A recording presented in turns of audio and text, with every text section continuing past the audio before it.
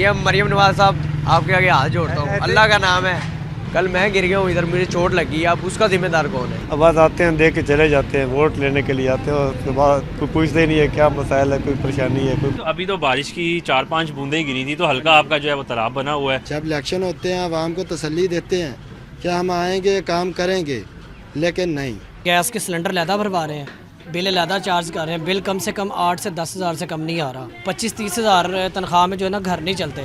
मेरा तो हमेशा से आवाम के साथ ताल्लुक़ रहा है, आवाम के दुख दर्द में शरीक रहे हैं और आवाम की खुशी में हम समझते हैं कि हमारी खुशी है और उसी के लिए हम काम करते हैं। मैं ज़्यादा बड़ी बात नहीं करता, अगले 2 साल के अंदर ये लटकती तारों वाला मसला आपको पूरे इलाके में नज़र नहीं आएगा। मैं यहाँ पर यह भी कहूँगा कि हमारे हलके में रिकॉर्ड तरक्की याफ्ता काम हो रहे हैं। हल्का पीपी 172 जो घर है मेरा और मुझ जैसे लाखों और लोगों का। इस हल्के में मेरा बचपन गुजरा और अब मेरी जवानी बीत रही है। इस दौरान मैंने कई वक्त गुजरते हुए देखे, कई हालात बदलते हुए देखे, कई सियासी नुमाइंदे भी यहाँ से मुख्तलिफ वादे करते हुए दिखाई दिए, मगर हल्के के जो हालात हैं वो आज भी वही हैं। हम कोशिश करेंगे कि हल्के की आवाम से मुलाकात करें, उनके मसाइल सुने और साथ ही साथ जो यहाँ के अवामी नुमाइंदे हैं राना मशहूद अहमद ख़ान, उनसे भी गुफ्तगू करने के बाद जानने की कोशिश करेंगे कि हल्के के हवाले से वो आखिरकार क्या कहना चाहते हैं। हमारे साथ जुड़े रहिएगा। ये है हल्का पीपी 172। हल्के में हम पहुंच गए और हल्के के हालात देख के लग नहीं रहा कि यार ये किसी लाहौर का शहर का हल्का है। लोगों से बात करते हैं, हमारे साथ कुछ मौजूद हैं, उनसे भी पूछते हैं। भाईजान मैं बताइएगा, हम तो लाहौर में फिर रहे थे मगर ये हल्के के हालात देख के लग नहीं रहा कि ये लाहौर है। क्या कहना चाहते हो, कब से मसले हैं, क्या मसले हैं? भाईजान ये ना बहुत देर से मसला चल रहा है। ये खुदाई करके गए हैं, उसके बाद वापस नहीं आए। बच्चे गिरते हैं, बुजुर्ग गिरते हैं।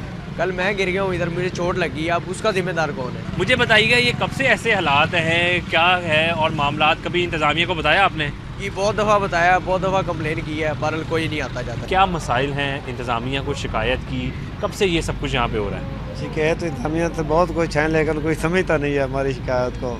अब बस आते हैं, देख के चले जाते हैं, वोट लेने के लिए आते हैं और उसके बाद कोई पूछते ही नहीं है क्या मसाइल है, कोई परेशानी है कोई। अच्छा मुझे ये बताइएगा, इस इलाके में हम देख रहे हैं सड़क का तो कोई निज़ाम नहीं है, गैस, पानी, सफाई, इस हवाले से कहना चाहते हो? कुछ भी नहीं है, कुछ भी नहीं है। सीएम मरियम नवाज साहब आपके आगे हाथ जोड़ता हूँ, अल्लाह का नाम है, ये हालात सही कर दो। ऐसे ही है, ये लाहौर का हिस्सा ही नहीं है। हाँ बिल्कुल, देखकर भी ये लगता नहीं कि ये लाहौर का हिस्सा है। और भी जो है हम कोशिश करते हैं कि लोगों से यहाँ के इलाके में निकलें, बातें करें और मज़ीद भी जो है वो जानते हैं। हल्के में हम निकल पड़े हैं और यहाँ जो चल रहा है वो आप देख सकते हैं कितना मुश्किल है। मैं तो यहाँ पर आई क्रूज़ के लिए आया हूँ, मगर जो लोग यहाँ ज़िंदगी गुजारते हैं उनसे ज़रा बात करते हैं, उन्हें किन मुश्किलात का सामना होता है। मुझे ये बताइएगा यार, ये इलाके में क्या हो रहा है? भाईजान कुछ भी नहीं है, सिर्फ सीवरेज का काम हुआ है और पानी का और कंस्ट्रक्शन का काम अभी नहीं चल रहा। और बारिश जब हो जाती है तो ऐसे हालात पैदा दुश्वारी के हो जाते हैं। नहीं तो अभी तो बारिश की 4-5 बूंदें गिरी थी, तो हल्का आपका जो है वो तालाब बना हुआ है। तो सर ये देखा हमारा क्या हाल बना हुआ है। मुझे बताइएगा, अभी बच्चे गिरने की आपने बात की, कोई नाखुशगवार वाकया भी इस वजह से पेश आता है? भाईजान बहुत मसला मसाइल इधर बनते हैं, कोई भी बंदा आता है लेकिन वो मसले का हल नहीं करते। जब इलेक्शन होते हैं आवाम को तसल्ली देते हैं क्या हम आएंगे काम करेंगे, लेकिन नहीं। मज़ीद भी इस हल्के के जो मुख्तलिफ इलाके हैं उनके अंदर चलते हैं और वहाँ के भी हालात जानते हैं। हल्के में हम निकल चुके हैं और इस हल्के के हवाले से एक जो बड़ी ज़्यादा शिकायत आ रही थी वो गैस की बंदिश थी, क्योंकि सर्दियों का मौसम है, आगे रमज़ान भी आ रहा है, तो गैस का जो है वो काफ़ी मसला होता है। ख़वातीन हमारे साथ मौजूद है क्योंकि सबसे ज़्यादा जो गैस की बंदिश से यही लोग मुतासिर होते हैं। सर्दियों का मौसम है, आप लोगों ने घर में खाना बनाना है, आप लोगों ने जो है वो सब कुछ करना है।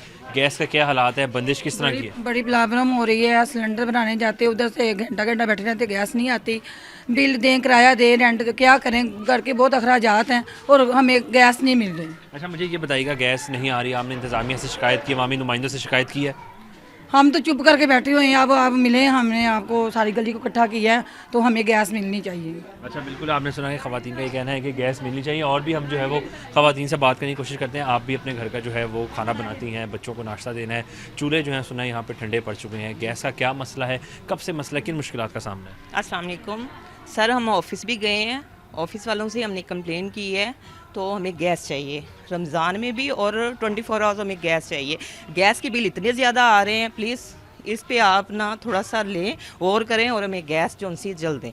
अच्छा, बिल्कुल आपने सुना कि यहाँ के जो लोग हैं उनका कहना है कि गैस की जो है वो बंदिश बहुत ज़्यादा, ख़वातीन जो है वो खासी इससे मुतासिर होती हैं। अभी बात करते करते एक भाई हमारे पास आ भी गए हैं जो कि सिलेंडर भरवा रहे हैं, तो उनसे भी ज़रा बात करते हैं। भाईजान, आप तो अपनी गैस अपने साथ ही लेके फिर रहे हैं, क्या मसला है? क्या हल्के में बिल्कुल गैस नहीं आ रही? सर यहाँ पे 3 महीने से गैस नहीं आ रही, 3-4 माह हो गए हैं, 8-10 हज़ार रुपये बिल दे रहे हैं और गैस के सिलेंडर लहदा भरवा रहे हैं, बिल लहदा चार्ज कर रहे हैं, बिल कम से कम 8 से 10 हज़ार से कम नहीं आ रहा। मतलब सर्दियाँ जो है वो मज़ीद ठंडी हो गई आपके लिए क्योंकि गैस नहीं आई। अच्छा, अब गैस नहीं आती तो क्या आप कर रहे हैं? गरीब यहाँ पे लोग रहते हैं, आपको अपनी पहले बिल भी अदा करने पड़ते हैं, इससे भी देना पड़ता है, उससे जो घर का सर्कल है वो किस तरह मुतासिर होता है? सर वो बहुत ज़्यादा मुतासिर हो रहा है, घर का खर्चा चलाना बहुत औखा हो गया हुआ है।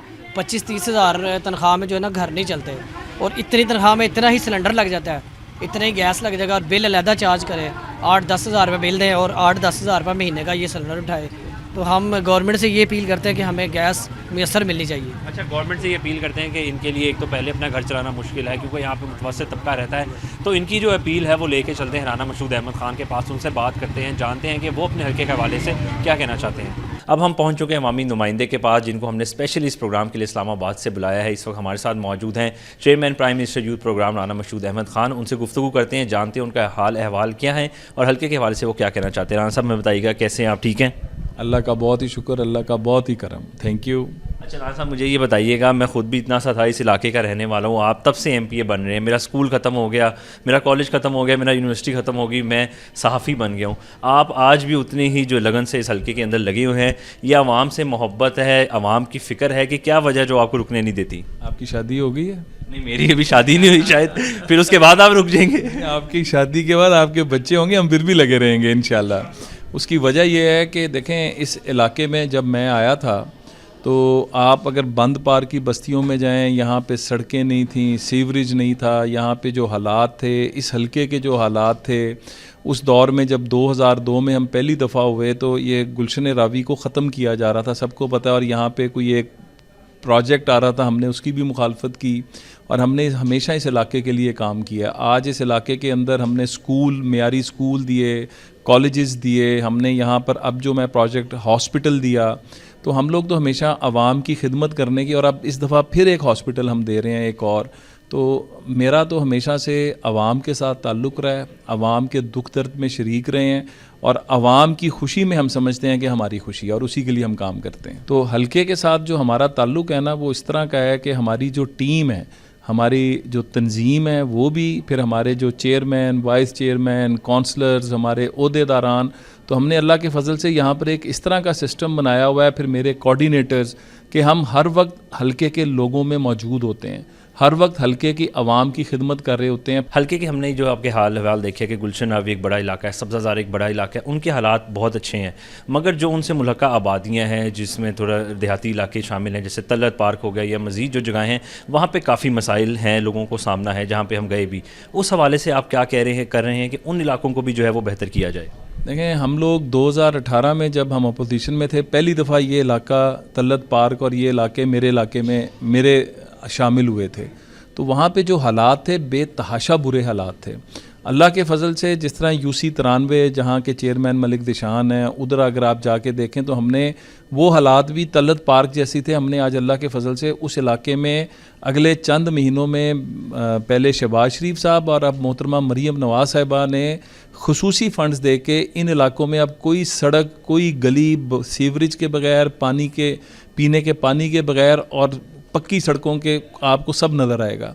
सेम फंड्स वहाँ पर भी मंजूर हो चुके हैं, क्योंकि 2024 में अब हम जब दोबारा आए हैं तो हम अब वहाँ पर एक बहुत बड़ा फ़ंड लेकर आ रहे हैं, और तलत पार्क और बाबू साबू और वो सारी जगह जो हैं वो भी आपको उसी तरह डेवलप होती नज़र आएंगी इंशाल्लाह। अच्छा, आपके इलाके जो आपके हल्के हैं उसमें एक जो सबसे बड़ा मसला लोगों को आता है वो बिजली की लटकती हुई तारें हैं, क्योंकि तंग दस्त गलियां हैं, उस वजह से उनको काफ़ी मुश्किल होती है, उससे कोई नाखुशगवार वाक़या भी पेश आ सकता है। बिजली की जो लटकती हुई तारें हैं उसके हवाले से आपके क्या इक़दाम हैं? देखें, हमारी ऑलरेडी लेस्को से मीटिंग्स हो चुकी हैं, प्राइम मिनिस्टर ने खुसूसी फ़ंड दिया है। मैं ज़्यादा बड़ी बात नहीं करता, अगले 2 साल के अंदर ये लटकती तारों वाला मसला आपको पूरे इलाके में नज़र नहीं आएगा। मैं यहाँ पर ये भी कहूँगा कि हमारे हल्के में रिकॉर्ड तरक्की याफ्ता काम हो रहे हैं।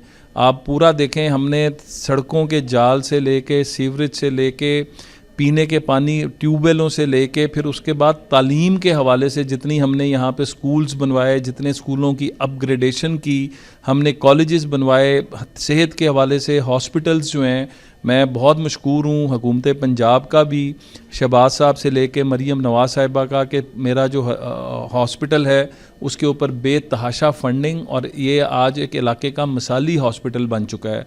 और मेरे वालिद के नाम पे शहबाज साहब ने उस वक्त अप्रूव किया था, राना अब्दुल रहीम के नाम पर वो हॉस्पिटल है और हम दिन रात उसके थ्रू आवाम की खिदमत कर रहे हैं। तो हम तो सुबह से रात तक लोगों की खिदमत में लगे होते हैं, चाहे उनके यहाँ पर खुली कचहरी इस डेरे के ऊपर वीकली एक दफ़ा लगती है, लोगों के जो मसाइल हैं वो यहाँ पर सुन के उनका फौरी हल किया जाता है। तो कोशिश हम कर रहे हैं, नीयत से कर रहे हैं, अवाम के जज्बात की सही मानों में तर्जुमानी कर रहे हैं और अल्लाह ताला उसका हमेशा अजर देते हैं। हाँ जी बिल्कुल, ये था पीपी 172 में हमारा दिन। हमने आपको अवाम के मसाइल भी दिखाए, अवाम की जो नुमाइंदे हैं राना मशहूद अहमद ख़ान, उनसे भी मुलाकात की। इसी के साथ सोशल मीडिया प्लेटफॉर्म के साथ मुझे दीजिएगा इजाज़त। मैं हूँ मोहम्मद अरबाज़ खान। अल्लाह हाफ़िज़।